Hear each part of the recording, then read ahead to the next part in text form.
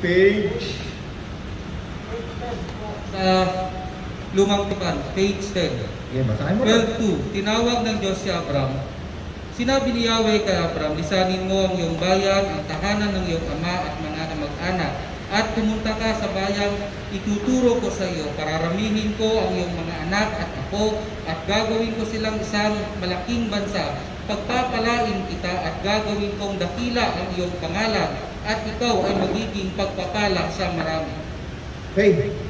Yan ang ginawang pakikipagtipan ng Diyos sa isang tao na ang pangalan ay Abraham. Sabi niya, sumunod ka sa akin, gagawin kitang isang malaking bansa. Pagpapalangin ng Diyos, pararamihin. At nangyari nga yun.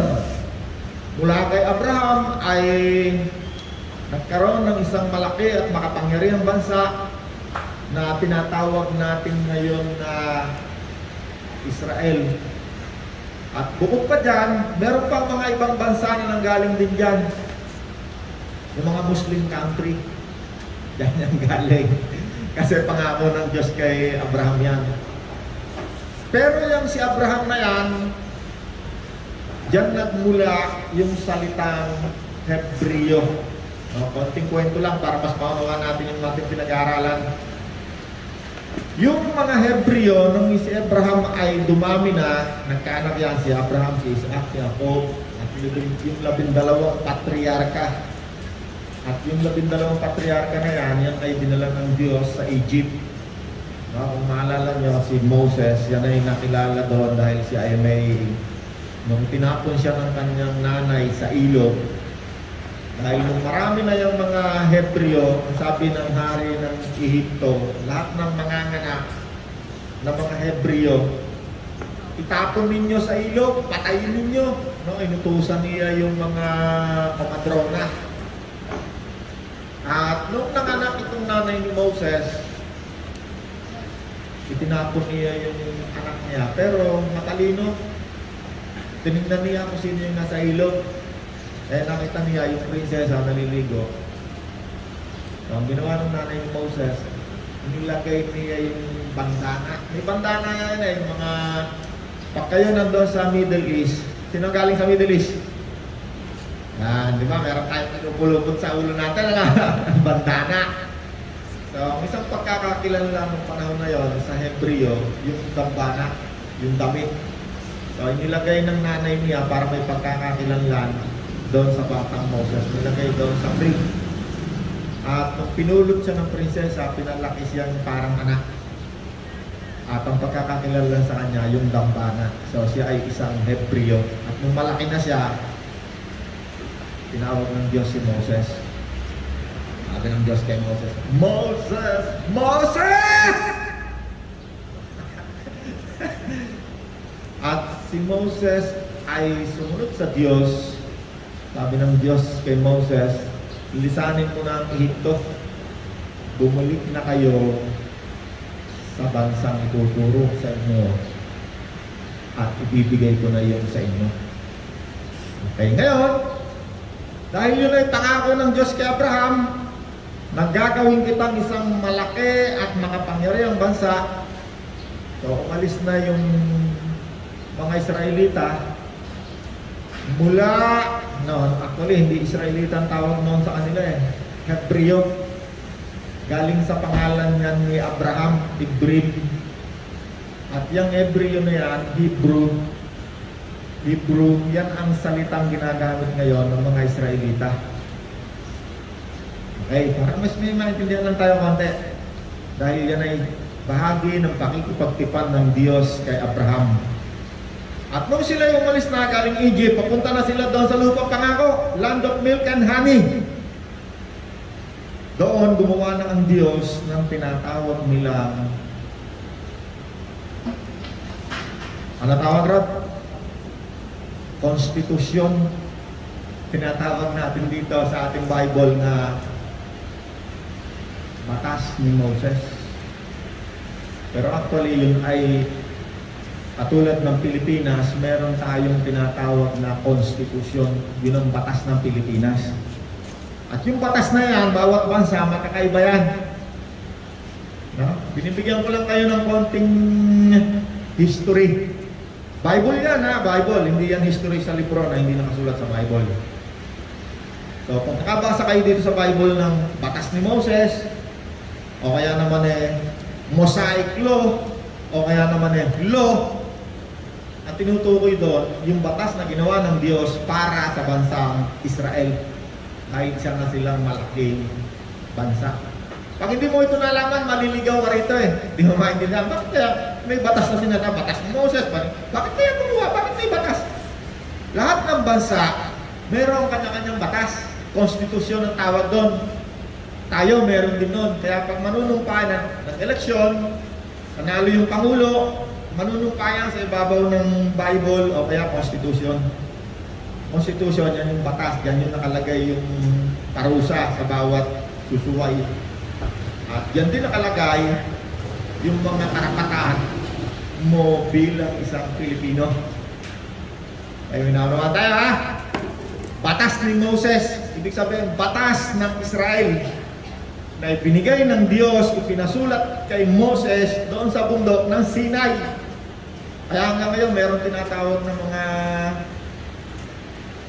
sa Israel, meron tinatawag na yung mga tagapagturo ng batas. At nung panahon ng Panginoon, yung batas na yan ni Moses, yan ang ginamit nila para ang Panginoong Jesus ay legal na kanilang patayin sapagkat siya inakusahan nila ng pagsuway sa batas ni Moses. Isa na dyan yung pagpapagaling ni Kristo ng Panginoon kahit araw ng Sabat. Kasi doon sa batas ni Moses, hindi ka pwedeng magtrabaho pag araw ng Sabat. Batas ni Moses yun ha, batas para sa Israel.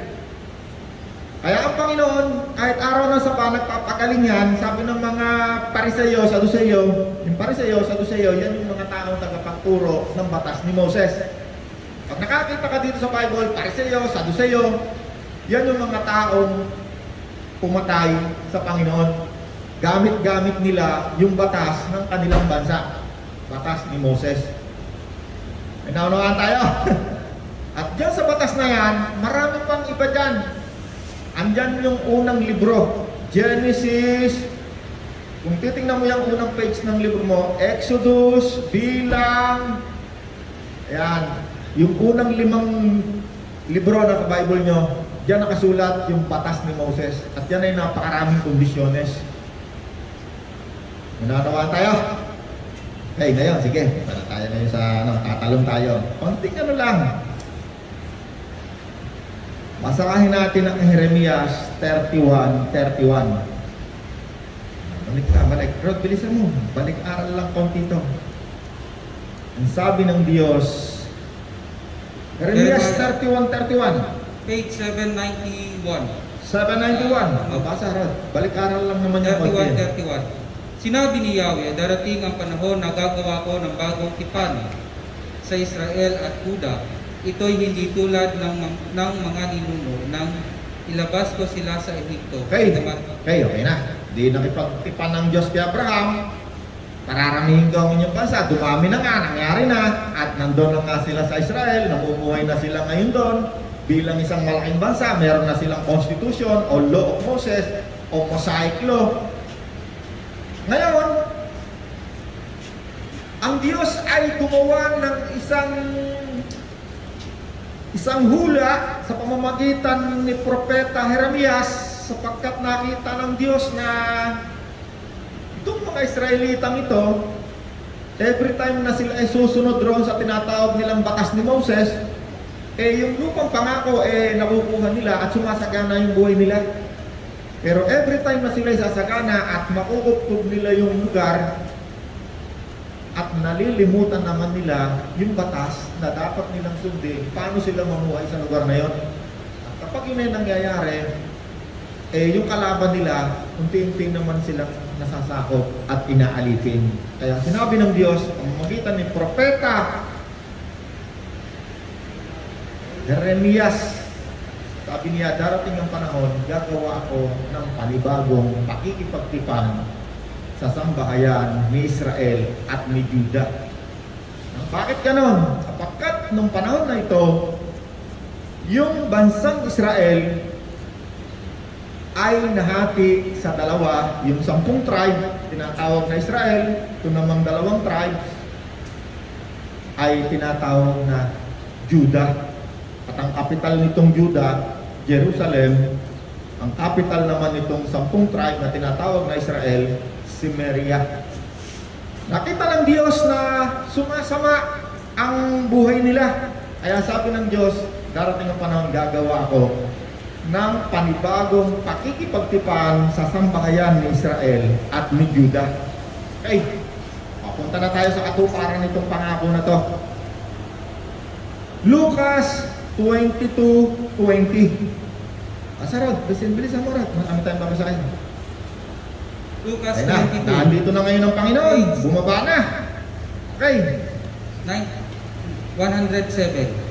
Nangangaral ng Panginoon at itong panahon na ito, itong pangyayaring ito, ito'y pangyayari kung saan kinabukasan ang Panginoon papatayin na at ipapako na sa krus. Ito yung babasahin ni Roda, ito yung pangyayari. Hindi ko na ikukwento sa inyo lahat kasi mahaba ito. Basahin nyo na lang, patuloy nyo ng bahay. Kung may Bible kayo, kaya kayo binibigyan ko ng Bible.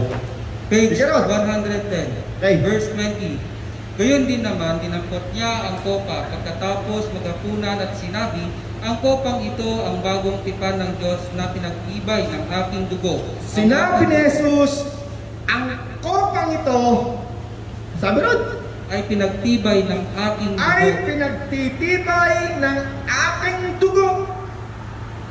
Okay, hindi ba? Ang aking dugo ay mabubuhos alang-alang sa inyo. Okay.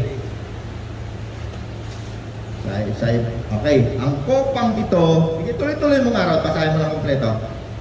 Gayon din naman, dinampot niya ang kopa pagkatapos magapunan at sinabi, ang kopang ito ang bagong tipan ng Diyos na pinagtibay ng aking dugo. Kanya na, alam. Sabi ng Panginoon, ang kopang ito, ang bagong tipan na pinagtibay ng aking dugo. Yung kopa na yan, simbolo yan na ang Panginoon mayroong gagawin. Ibig sabihin mabubuhos alang-alang sa inyo. Ang ibig sabihin doon ng Panginoon, ang dugo ko ay kasi papako siya kinabukasan sa krus Hindi mo na siya papako, paparusahan mo na siya, duduraan siya, bubunutin yung balbas niya, lakadupitin. No? Lahat ng paghamak sa Panginoon, kinabukasan, yun na yung nangyari. Kaya sabi ng Panginoon, ang kopang ito, ang simbolo ng bagong tipan na mabubuhos na pinagtitibay ng aking dugo. Ang dugo ni Kristo, yan ay simbolo ng Espiritu ni Kristo. Holy Spirit, banal na Espiritu, mabuting Espiritu, at iba-iba pang tawag ng maraming tao. Okay. So, sinabi ng Panginoon na ito na yung bagong tipan. Bakit gumawa ang Diyos ng bagong tipan? Sinong gusto sumagot? Sapagkat Hebreo 8:7. Bakit gumawa ang Panginoon, ang Diyos, ng bagong tipan?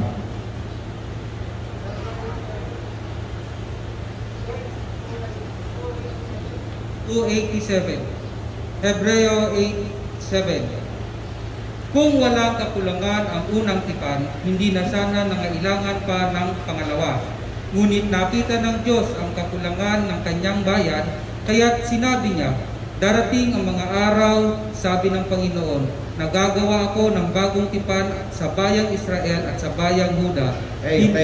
Inulit lang ito ni Apostol Pablo yung salita ni Propeta Jeremias, nagagawa siya ng bagong tipan. At ito na nga yung ginawa ng Panginoon. At ang sabi dito ni Apostol Pablo, may nakita ang Diyos na kakulangan sa mga taong ito. Wala tayong pinag-uusapan pa ritong tao, kundi Israel lang Wala pa tayo. Huwag munang isipin tayo ngayon nandito. Kapagkat ang salita ng Diyos, yan ay pinagkatiwala lamang sa mga Hudyo. Tayo, wala pa. Saling pusa pa lang tayo. Maya darating tayo dyan. Papasok ang mga intin. Anong sabi doon, Rod?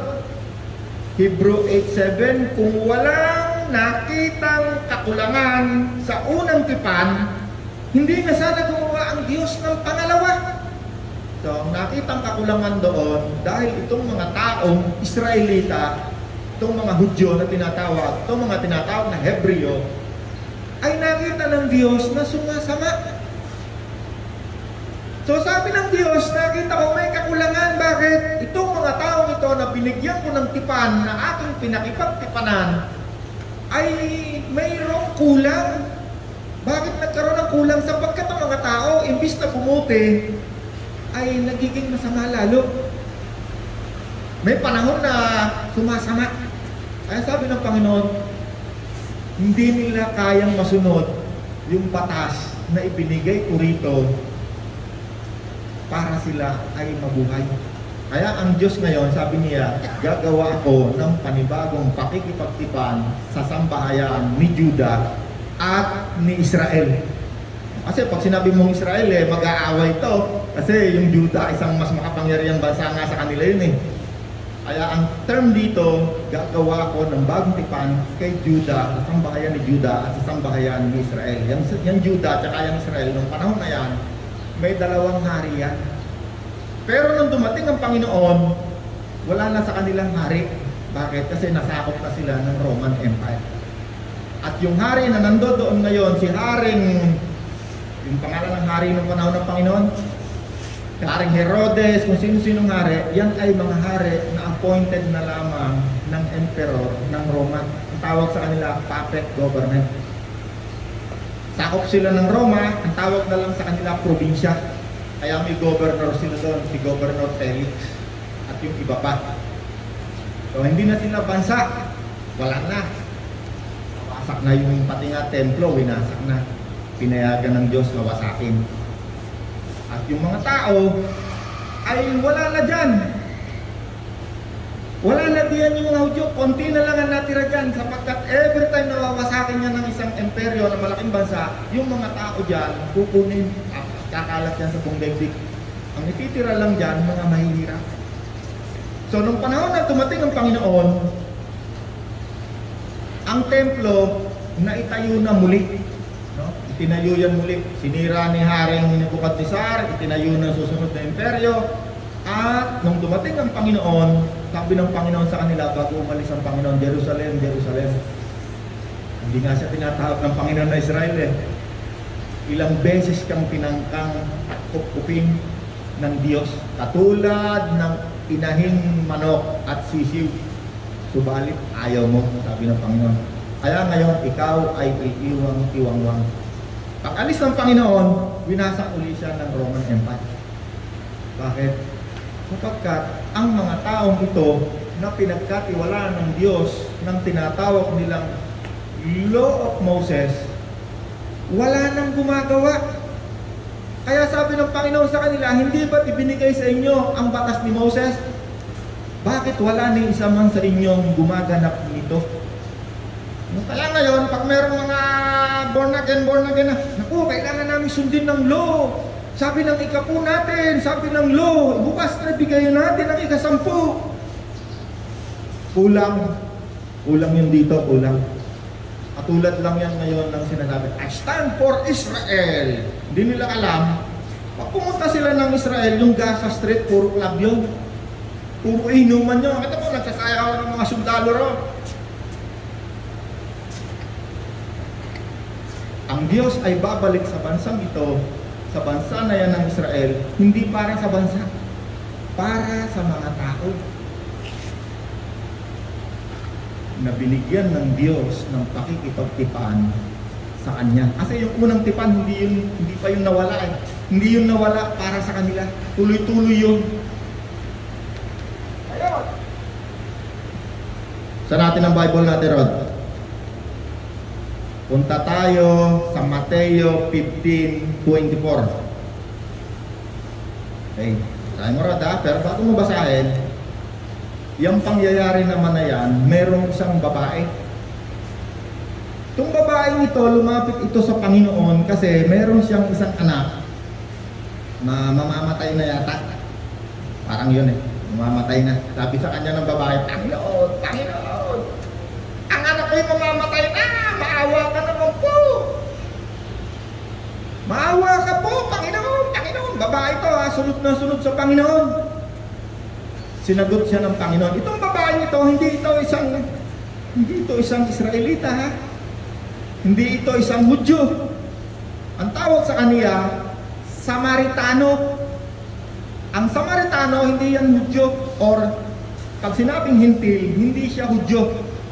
Pag sinabing Samaritano, hindi rin siya Hudyo. Sapagkat sa batas ni Moses, ang isang Hudyo, hindi pwedeng makipag-asawa sa hindi Hudyo. Ang parusa sa kanya ay ititiwalat siya. Ititiwalat siya sa bansang Israel. So, sige Rod, basahin mo. Umpisa sa 21 po. Ang pananalig ng isang Kananea. Umalis doon si Jesus at nagpunta sa lupang malapit sa Tiro at Sidon.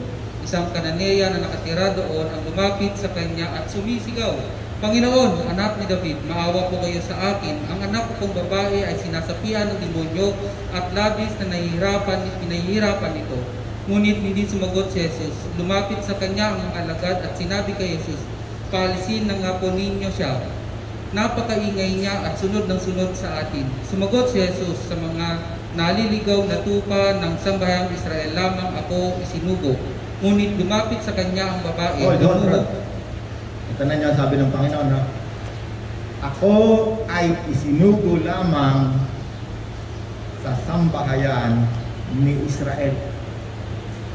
Ito na, no? Ayan na yan, tinutupad na ng Panginoon yung bagong tipan.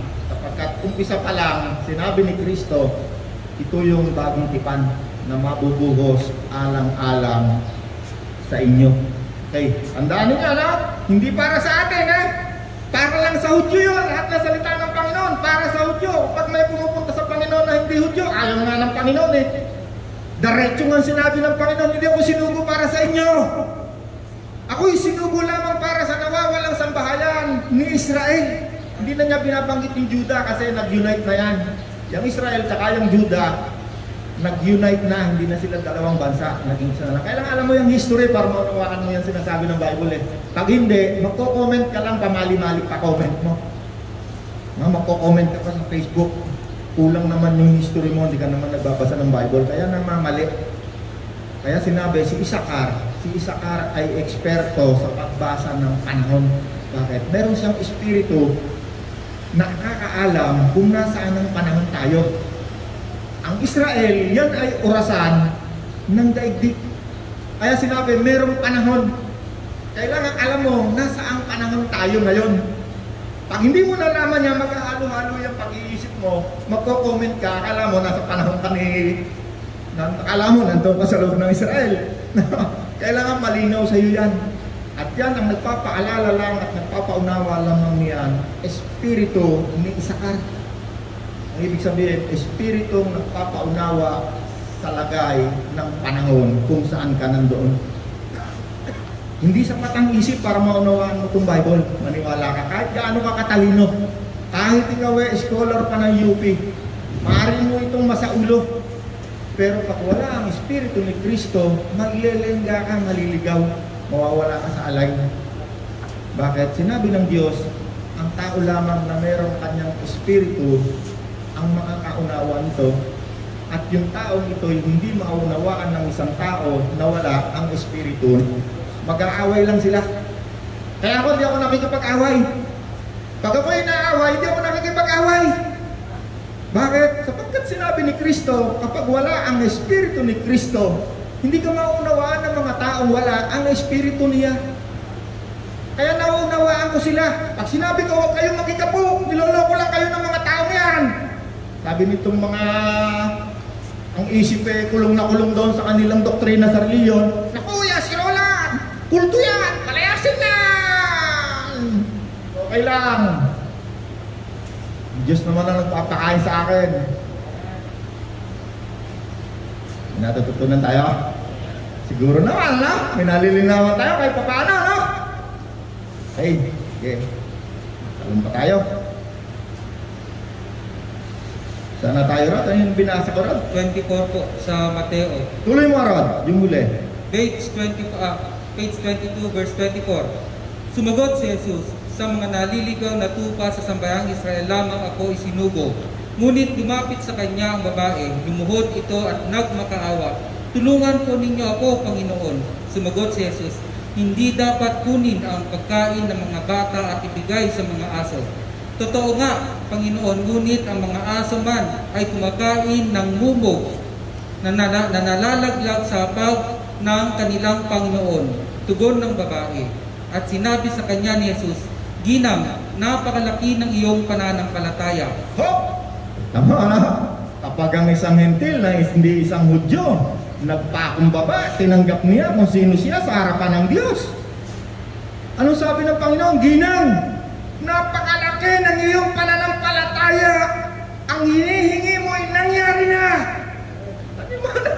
Lako po. Pag sinabi ng isang hentil, kami na ngayon ng mga Hudyo, magsuot na tayo ng taberna ng mga Hudyo, magsindi na ng kandila ng Hudyo. So, kung nandito lang ang Panginoon, sabihin sa iyo, itapon niya sa dagat-dagat ang apoy ang mga yan na mayayabang. Tayong lahat na naririto ngayon, salimpusa. Bakit? Sapagkat ang panibagong tipan na inialok ng Diyos para sa mga taong pinili, Hudyo, Hebreo, tumalikod, hindi nila tinanggap si Kristo. Pinatay nila, ipinako sa krus. Kaya kahit noong paman ang Panginoon ay naglalakad sa buong Israel, alam niyo kung saan niya napunta? Sa mga sinagoga. Yung sinagoga, yan ay simbahan, local church ng mga Hudyo. Hindi yan kailanman pumupunta sa sambahayan o sa isang lugar ng mga hentil. Kaya nung ang Panginoon ay sinugo niya ang 12, ang 72 ng dalawa-dalawa. Sabi ng Panginoon sa kanya, kabiling-bilinan, huwag na huwag kayong pupunta sa baryo, town ng mga hentil. Hanapin ninyo ang nawawalang tupa ng sambahayan ni Israel. May naunawaan tayo? 3 taon ang Panginoon naglakad dyan sa Israel. Nagpapagaling, bumubuhay ng patay, nagpapadilat ng matambulat, ng ketong, lahat ng sakit. Nagtuturo, lumalakad sa ibabaw ng tubig. Beyond science, ang Panginoon, pag ministeryo yan, hindi maunawaan. Hindi siya maunawaan ng isang taong matalino lang. Kahit nag-aral ako sa UP. Bakit? Sa UP, pagka sinabi mong science, ano man yung iba ito mo, babagsak yun lulubog. Ang Panginoon, lumalakad sa tubig, paano maunawaan yun ng matalino? Di sasabihin nun, ako, kumari lang yan, may tabla yan sa ilalim ng tubig. Bumubuhay yan ang patay na nakalibing ng 3 araw. Pag nilipak, namatay ka, wala kang balsamol, tulog ka na. Hindi maniniwala ang mga tao. Naunawaan tayo? Okay, sabi ng Panginoon, sasambahayan lamang ako ng Israel sinugo. Nung panahon ng Panginoon na nagministeryo, 3 taon. Pero merong mga taong hentil at hindi Hudyo na naunawaan kung bakit narito si Kristo. Sabi ng babaeng ito, Panginoon.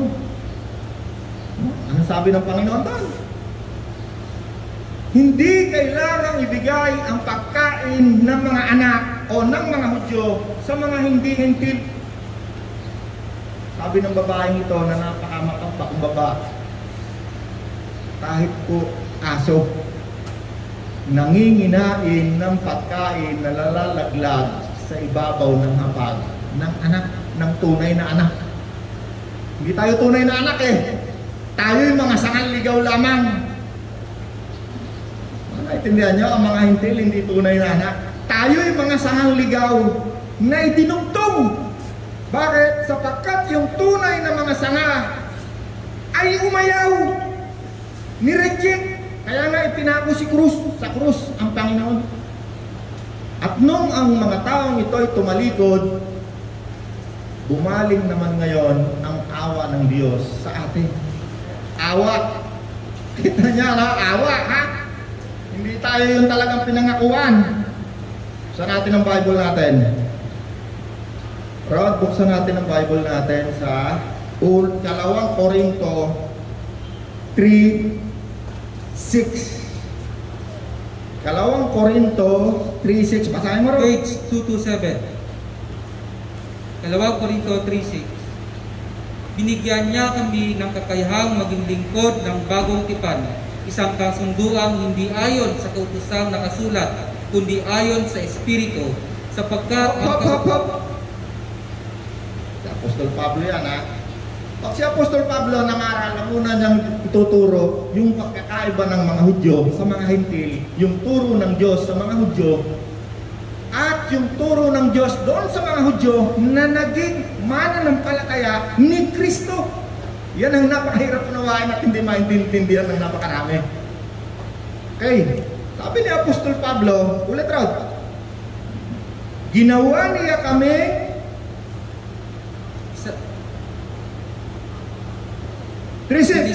binigyan niya kami ng kakayahang maging lingkod ng bagong tipan. Ulitin ko lang, Rod. Hawak mo, papatuloy-tuloy sa iyan. Sino si Apostol Pablo? Si Apostol Pablo, hindi siya lingkod ng mga Hudyo o Law of Moses. Kaya kung mapapansin nyo, si Apostol Pablo, maski siya isang tungkol sa Law of Moses, hindi siya nagturo. Tinuturo lang niya yan kapag i-compare na niya yung grace of God at saka doon sa Law, Hentil at saka Hudyo. Lahat ng isinulat ni Apostol Pablo, inuulit niya yan, nililinaw. Anong sabi ni Apostol Pablo? Ako ay ginawa ng Diyos na minister, lingkod ng ano? Ng bagong tipan. Si Pablo at saka yung 12 apostol, yan ay mga lingkod ng bagong tipan. Kay bagong tipan, ha? Huwag niyo kakalimutan na yung lumang tipan sa mga Hudyo, hindi yung pinawi. Tuloy-tuloy lang yon. Dahil tumalikod sila, itong tipan na supposed to be sa kanila, inayawan nila. Kaya ngayon, itong mga Hintil na hindi kasali sa tipan na ito, nakasali. Bakit? Sa pamamagitan ng awa. Grace. No, di ba pag sinabi mo na ko, itong si Edward na ito, naawa lang ako dito, kaya pinagtrabaho ko ito rito eh. Ibig sabihin, kahit hindi ka qualified, dahil sa grace o awa, ikaw ay nakasapi ngayon dito sa bagong tipan. Kaya ang tawag sa mga taong nagtuturo tungkol sa salita ng Diyos, mga servant, minister ng bagong tipan. Tuloy mo pa ron, yan pa rin. Isang kasunduang hindi ayon sa kasulatan nakasulat, kundi ayon sa Espiritu, sapagkat ang kasulatang nakasulat ay nagdudulot ng kamatayan, ngunit ang Espiritu ay nagbibigay buhay. Okay. Sabi ni Apostol Pablo, ang paglilingkod namin ito ay hindi sa kasulatan na nandoon sa mga Hudyo, sapagkat ang kasulatang ito ay nagdudulot ng kamatayan. Kaya nga ang Panginoon ay gumawa ng bagong pakikipagtipan sapagkat napakaraming tao hindi masunod ito, sumasama lalo. Kaya sabi ni Apostol Pablo, ang aming paglilingkod ay hindi batay sa kasulatan na nakasulat, Law of Moses, kundi ayon ito sa Espiritu ni Kristo. May naunawaan tayo? Alam ko, may naunawaan kayo. Yung mga dating may naunawaan tayo. Tuloy mo pa ron. 7. Nang ibigay ang kautosang nakasulat sa mga tapyas na bato, nahayag ang kalwalhatian ng Diyos. Kaya nililinaw natin, ha? Yung unang law para sa mga Hudyo, ang original na isinulat niyan, ang Diyos ang nagsulat sa bato, tapyas ng bato, doon sa bundok ng Sinai. Yun ang pinagmulan ng original na tinatawag na Law of Moses. Yan ang inadapt ng relihiyon ng Katoliko. Nakakita nyo, yung Katoliko, mayroong mga bato, no? Huwag kang... Pero hindi nila nilagay doon yung pahalagang utos. Huwag kang lulog sa maribulto, tinanggal. Pinawasan. Ano sabi, Rod? Ulitin mo lang ulit. Ulitin mo ulit.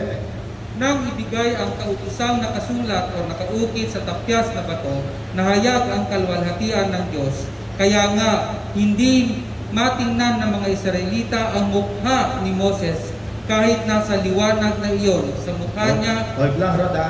Babantay mo yan, makaalis doon sa binabasa ko. Nililinaw ito ni Apostol Pablo tungkol doon sa Law of Moses. Ngayon, pupunta siya dito sa New Covenant.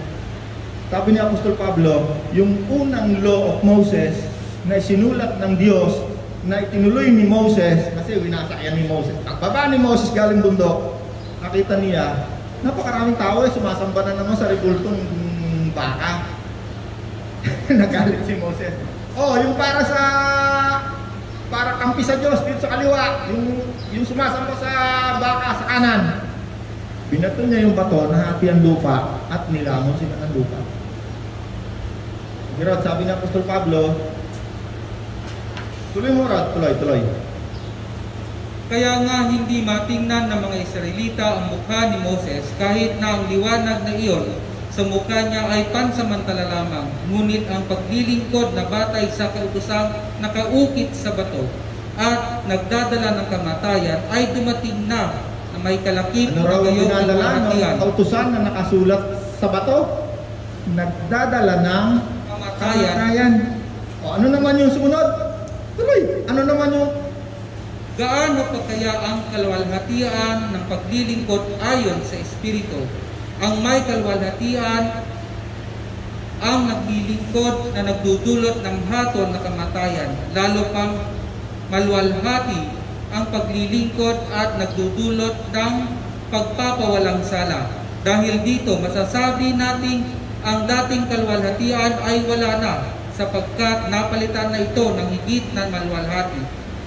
Kung may kalwalhatian ang lumipas, lalong higit na kalwalhatian ang nananatili magpakailanman. Dahil sa pag-asa, verse 12. Okay, tuloy. Dahil sa pag-asa namin iyan, malakas ang aming loob. Hindi kami katulad ni Moses na nagtalukbong ng mukha para hindi Hold lang. Kita ninyo, sabi ni Apostol Pablo, hindi ito katulad ng ministeryo ni Moses. Ano ito? Tuloy mo Rod. Dahil sa pag-asa namin iyan, malakas ang aming loob. Verse 13. Hindi kami katulad ni Moses na nagtalukbong ng mukha para hindi makita ng mga Israelita ang paglipas ng kalwalhatiang iyon. Ngunit naging matigas ang kanilang ulo, kaya't hanggang ngayon nananatili ang talukbong na iyon. Hop! Ano sabi? Ngunit nananatili ang hindi talukbong. kami katulad ng mga Israelitang iyan na mayroong talukbong, veil. May harang. Di nila naunawaan itong New Covenant. Di nila yan naunawaan. No? Sabi doon, sabi ni Apostol Pablo, napakalaki ng pagkakaiba ng ministeryong ito na ginagawa namin sa bagong tipan. Sapagkat itong mga taong ito na unang pinagtiwalaan ng unang tipan, sabi niya, may mga talukbong veil. Yung veil, yung talukbong na ganyan, di ba? Talukbong yung babae. Anong sumunod, Rod? Verse 14. Ngunit naging matigas ang kanilang ulo, kaya't hanggang ngayon nananatili ang talukbong na iyon habang binabasa nila ang lumang tipan. Maalis lamang ang talukbong na iyon sa pakikipag-isa kay Kristo. Okay. Hindi nila maunawaan yung unang tipan, may talukbong. Ngunit, tingnan naman kanto kayo. Maaalis lamang ang harang na yan sa kanilang pag-iisip sa pamamagitan pakikipag-isa ng pakikipag-isa kay Kristo. Kapag ang isang tao hindi siya nakikipag-isa kay Kristo, no? Tingnan natin mabuti sino yung pinabanggit diyang Kristo, ha? Tuloy mo, Rod. Verse 15. Hanggang ngayon, may talukbong pa ang kanilang isip tuwing binabasa nila ang mga aklat ni Moses. Hanggang ngayon, no? Hindi lamang Hudyo, pati mga Hentil, may talukbong ang pag-iisip, di nila maunawaan. Ibig sabihin may talukbong, may harang, di nila maunawaan. Kapag binabasa nila ang mga aklat ni Moses, litong-lito, di nila maunawaan. Tingnan natin paano maalis ang talukbong na yan, yung harang, para maunawaan natin yung aklat ni Moses na yan. Hindi ibig sabihin yung aklat ni Moses, o yung Law of Moses, o yung Mosaic Law, hindi ibig sabihin ng kalimutan, o huwag mong basahin, o tapon mo na, hindi. Kailangan mong basahin, pero kailangan mong maunawaan. Tuloy mo, Rod. 16. Ngunit kapag lumapit ang tao sa Panginoon, naaalis ang talukbong. Ang Panginoong binabanggit dito Ay! ang Espiritu. Espiritu ni Kristo. Amen. Kailan daw maalis yung talukbong o kailan mo lang mauunawa? Yung law of Moses o Mosaic law at saka itong bagong tipan ni Kristo. Kapag ang isang tao ay nakipag-isa kay Kristo at ang Kristo na binabanggit dito ay walang iba kung hindi ang Espiritu. Kaya sinabi, wherever the Spirit of the Lord is, there is freedom! Kita niyo, napakaraming tao, di ba kalaya? Nakakulong ang pag-iisip. Ang tawag sa kanila, kadena, sarado, kandado. Kaya maraming mga religyoso, ang tawag sa kanila, nakakandado. Kaya ang tawag natin doon sa mga religyoso na talagang patay na patay sa reliyon, no?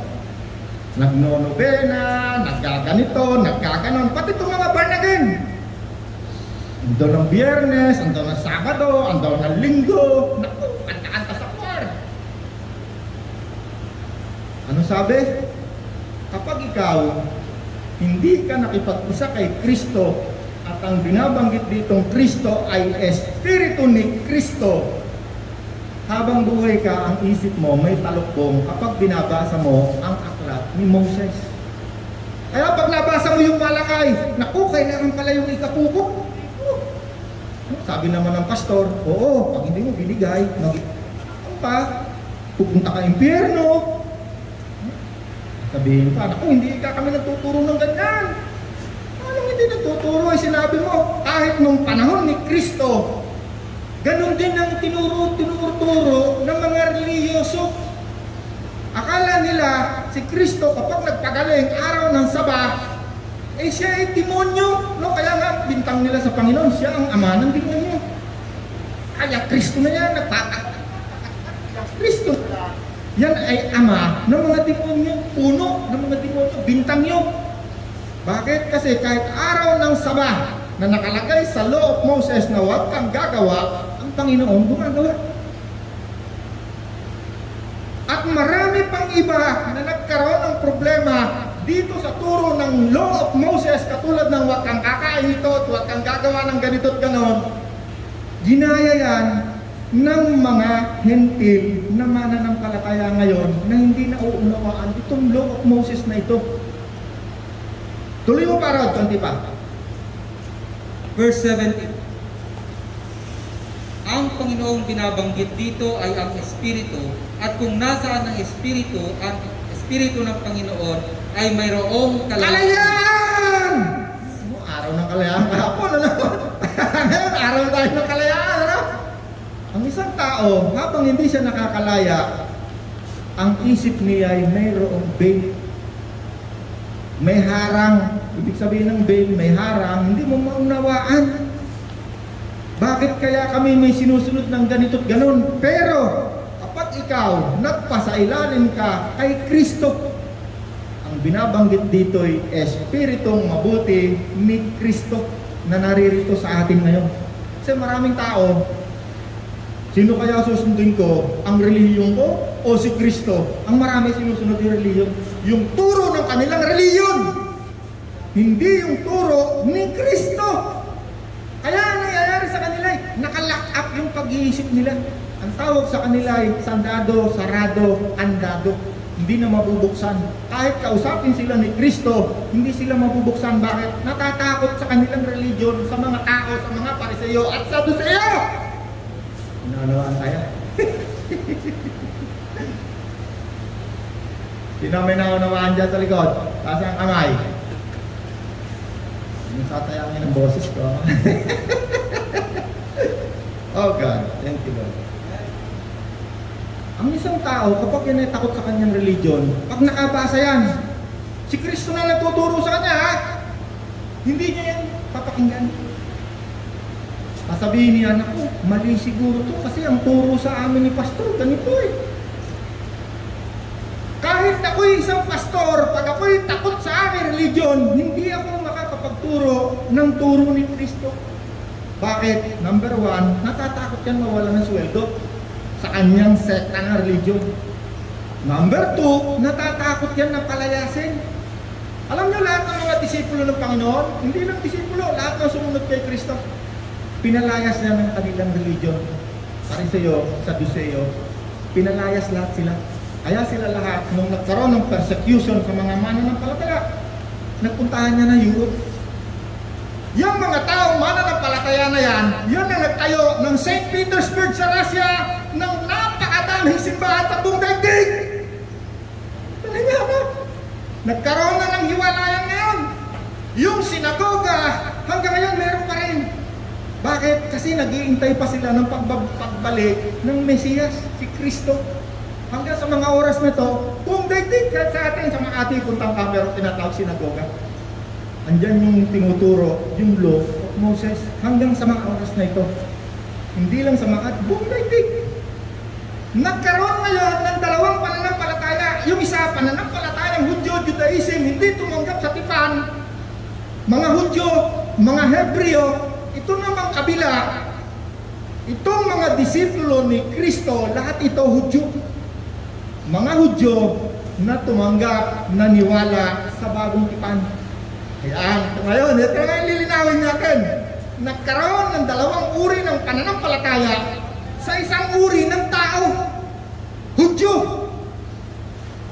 At itong mga Hudyo na to na disipulo ni Kristo, nung yan ay umalis, pinalayas yan doon sa Jerusalem dahil pinatay na nga si Kristo, nagkaroon ng tinatawag na pag-uusig. Ang natira lamang dyan sa Jerusalem, yung kapatid ni Kristo na si, sinong pangalan ng kapatid ng Panginoon? Si Santiago. Bakit? Sapagkat si Santiago mayroong napakataas na posisyon sa relihiyon ng Hudyo. Katulad rin siya ni Apostol Pablo. Pero si Apostol Pablo, siya ay espesyal na tinawag ni Kristo. Hindi nga siya disipulo eh. Itong si Apostol Pablo, ang pinapatay nito, yung mga taong naniniwala kay Kristo. Merong isang pagkakataon, yan ay pupunta sa isang lugar, may huhulihin ng mga Kristiyano, mananampalataya ni Kristo. Mga Hudyo na naniniwala kay Kristo. No, hindi lang. Kasi kung hintil di sana hinuli nila yung mga Romano, sakop nga sila ng hintil Nandito pa lang tayo sa mga religiyon ng Hudyo. Bakit? Sapagkat ang religiyon ng Kristiyano nanggaling dyan sa pananampalatayang Judaismo. Sapagkat si Kristo na supposed to be tinanggap ng mga Hudyo sa bagong tipan, hindi nila tinanggap. Pero marami ring Hudyo, isa na ron yung 12 disipulo at si Kristo na mga Hudyo naging mananampalataya, tinanggap ang tipanan ng bagong tipan. At silang lahat ay pinalayas sa Jerusalem. Saan nagpunta yan? Nagpunta yan ng Europe, buong Europe, sa Russia, sa Italia, buong Europe. Yung iba nagpunta dyan sa China, sa India, sa Middle East, kumalat yan, buong daigdig. Kaya magtataka ka, mag-tour ka, pumunta ka sa kahit saang panig ng daigdig, meron ka kay lalaking mga simbahan na itinayo ng mga disipulo. Pero nung una, hindi pa rin yan dyan nagpunta. Ang pinupuntahan pa rin ng mga disipulong ito, mga sinagoga pa rin kung saan-saan. At pagdating nila sa sinagoga, nagtuturo sila. Merong naniniwala, meron namang siya ay papatayin, at ang isa sa pinakamasugid na nagturo niyan, walang iba, si Apostol Pablo. Itong si Apostol Pablo na dating mamamatay tao ng mga katulad natin. Kunyari tayo ay Hudyo, sumampalataya tayo kay Kristo, pinalayas tayo sa Jerusalem, umalis tayo kung saan, pero nagtitipon pa rin tayo. Papatayin tayo ng pananampalatayang Hudyo. Hinabol tayo ng relihiyong Hudyo. Bakit? Sapagkat itong mga Hudyong ito na merong malaking reliyon, meron niyang turo sa law of Moses, andyan na yung lahat ng kabuhayan nyo, 10% dadalhin nyo dito sa amin. Yun ang hindi nila matanggap. Yung salapi na dating nagpupunta sa kanilang simbahan at sa kanilang sariling kamay na kinukurakot nila, kaya nga Panginoon gumawa ng panggupit na lupit doon sa main church nila sa Jerusalem. Sinipa na yung mga table bago siya ipako sa krus Mga salpahe kayo, sabi niya, ginawa ninyo upang na magnanakaw ang tahanan ng aking ama. Kaya sabi ko, siguro pagdating ng Panginoon ngayon, una niyang pupuntahan ng mga simbahan nila, sasabihin, ginawa mo, ugat mo na.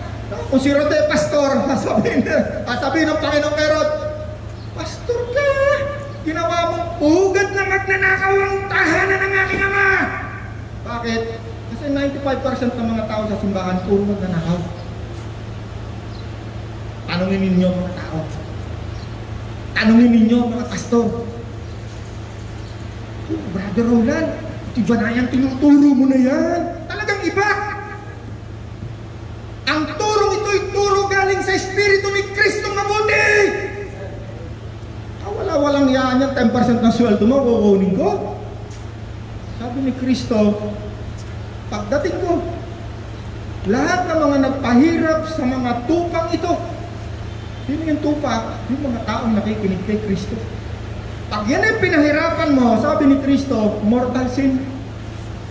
Ang isang bansa, pag yan ay sinakop ng isang malaking bansa, ang unang gagawin niyan dyan, tataksan yan. Lahat ng tao, tataksan. Kaya naman Panginoon ay nangangaral, sabi ni Pedro, Panginoon, dapat ba tayo magbigay ng tax? Sabi ng Panginoon, mangawil ka, yung unang isda na makukuha mo, ibayad mo sa tax natin. Sabi ng Panginoon, no? Bayad kayo tax. Kanino magbabayad? Sa gobyerno. Yun lamang ang kaisa-isang sinabi ni Kristo na magbigay tayo ng salapi. Bakit? Na-COVID ka, bibigyan ka ng Panginoon, ng gobyerno mo ng ano, tawag dito, yung ayuda. Sino sa inyo nakatanggap na ayuda? Ikaw, Dexter. Sino sa inyo, kahit anong religion mo, binigyan ka ng ayuda, taas ang kamay mo? Simbahan. Sino taas ang kamay? Sige, taas ang kamay ha. Galing sa inyong simbahan ha. Ayuda ha. Salamat sa Panginoon, meron palang simbahan na bibigyan ng ayuda. Pero ang karamihan, naku po, habang buhay ka magbigay dyan ng 10% mo, kahit may COVID ka na, pagalingin mo po, Panginoon, pagalingin mo po. Sabi ng Bible, ang panalangin mo, kapag walang ginawa, walang silbi. Ang pananampalataya na walang gawa, ay walang bisa. Napakarami na yung mga reliyon, mga pastor, papanalangin kita. Kahit 1 kilong bigas, hindi man lang magbigay. Taliwa sa sinasabi ni Kristo. O Kuya Roland, lagot ka sa religion mo. Baka ikaw ay palayasin. Pinalayas na nga eh. Pero hindi ako natatakot mawalan ng kaibigan o kung sino mang tao. Bakit? Magbibigay ang Panginoon ng mga totoong kaibigan. Hindi na mga tao kailangan lang ang bulsa mo o kung ano lang yung magpapakinabang sa iyo. No oras na rat? Meron pa? Ha? Sana? Ano pa nito? Sige, next week naman. Next week. May natutunan ba tayo? Nasaan tayo ngayon? Bagong tipan. Ang sipanan, ang kasunduan, na katulad ng mag-asawa. Kita niyo, niligawan si Kuya Edwin. Nakipagtipan si Kuya Edwin. Sumagot. Ay di ngayon, pambuhay nagkasama kayo ni Ate Dory. Kasi niligawan mo si Ate Dory. Yun ang halimbawa na ginawa ng Diyos sa atin. Nanligaw. Nung nanligaw, sinagot ko. Ako'y nakipagtipan sa Diyos sa pamamagitan ni Kristo dahil sa kanyang dugo, awa, habag. Ngayon, sino sa inyo nakipagtipan na kay Kristo, tumanggap kay Kristo bilang Panginoon na tagapagligtas?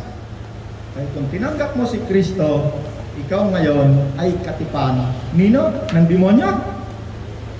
Ni Kristo. Sino si Kristo? Nasaan si Kristo? Nasa sayo. Anong tawag doon sa nasa sayo? Espiritong mabuti ni Kristo. Kaya kapag si Kuya Edwin gagawa ng masama, nagsasalita ang iyong katipan. Kapag si Kuya Edwin, nasa isip pa lang, pupunta pa lang yan sa sabungan sa Sabado. Yung dati mong katipan na demonyo na nagpapahirap sa iyo ngayon, may kumukontra. Bakit nakipagtipang ka na ngayon kay Kristo? Anong ginawa sa'yo nung nakipagtipang ka? Ikaw ay inalpasan. Pinalaya! Saan ka pinalaya? Sa kasalanan, kasamaan na dati ninyong ginagawa ng luma mong katipan. Sino yung luma mong katipan? Demonyo!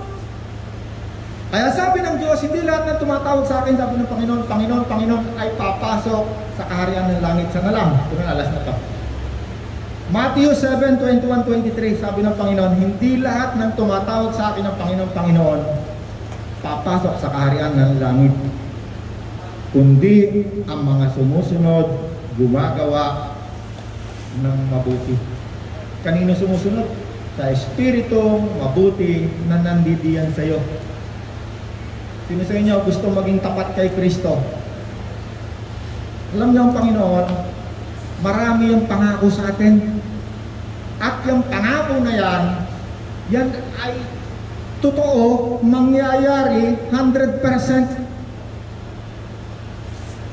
Pero kailangan nating sumunod sa Espiritong mabuti ni Kristo. Bakit? Pag sumunod ka sa Espiritong mabuti ni Kristo, alam niyo sino makikinabang? Number 1, sarili mong pamilya. Bakit? Kasi sabi ni Kristo, tipanan tayo ha. Edwin, tipanan tayo ha. Number 1, pangako sa iyo ni Kristo, bibigyan kita ng buhay na masaya. Ang buhay na masaya, pangako ni Kristo ha. Sino sa inyo rito gusto ng buhay na malungkot? Buhay na punong-puno ng pagdurusa. Buhay na punong-puno ng kalungkutan, kabiguan. Sino may gusto?